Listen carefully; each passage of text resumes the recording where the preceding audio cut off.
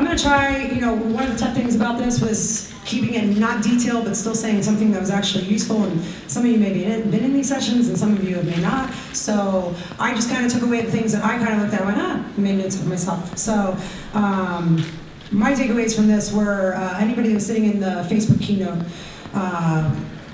may have seen that Facebook, we all know they launched promoted posts, but they were talking about how it's aimed at small businesses. My take on that is that it's also aimed at personal bloggers, so for anybody trying to build their personal brands. Cost depends on the amount of fans.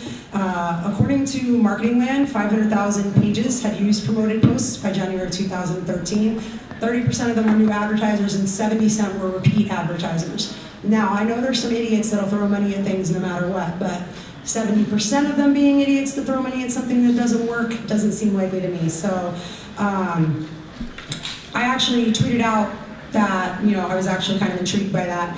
And a buddy of mine sent me back a case study thing, and this is basically the results of it condensed in his words. But his site has 293 likes. On a post that's not promoted, we get 66 to 88 people seeing the post. His best promoted post got 1,500 people that saw it, cost him $5. So for him, that was worth it. Gave him 15 cents per click, or 333 CPM.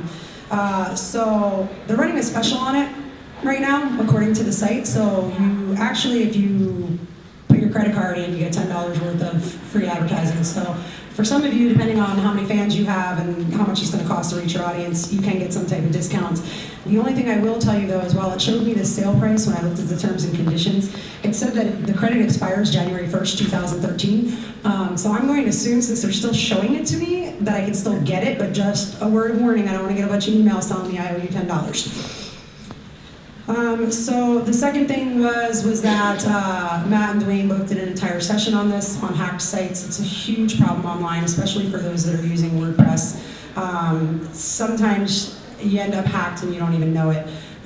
So redirects, link injections is a common one. If you see your site tank, look at your source code and try and figure out if there's any links in there that you didn't put in there.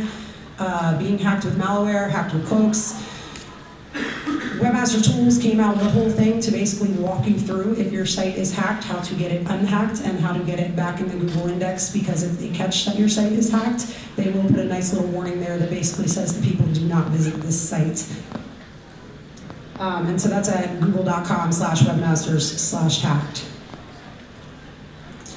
So this actually wasn't here. I saw this I think 2 days before I came here, but Google Plus now has these. Has everybody seen the new Google Plus profile photos? They're freaking ginormous. They're like a poster. So I actually read an interesting article, by somebody. It's by an attendee here. His company wrote it.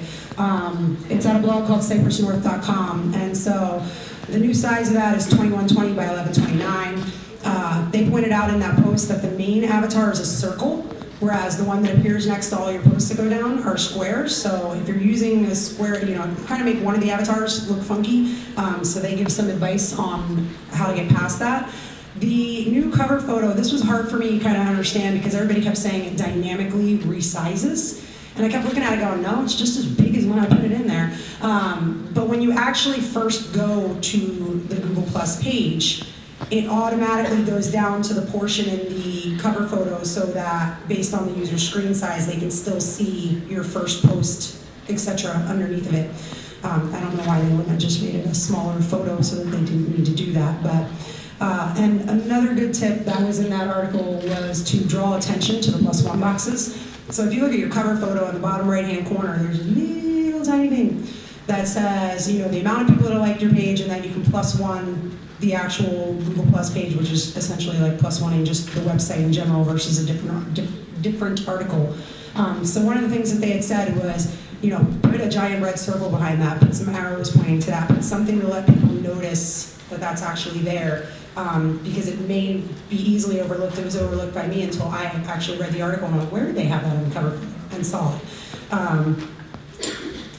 So the next one, this is short. I know the slide looks really, really sad, but so Dwayne Forrester had mentioned that Bing, when it comes to HTML5, is only pulling the keywords from your first H1 on the page. Every other page will H1 tag on an HTML5 generated page is just designed to them, so they're not paying any attention to the secondary H1 tag, so make sure that you get the important stuff in your top H1.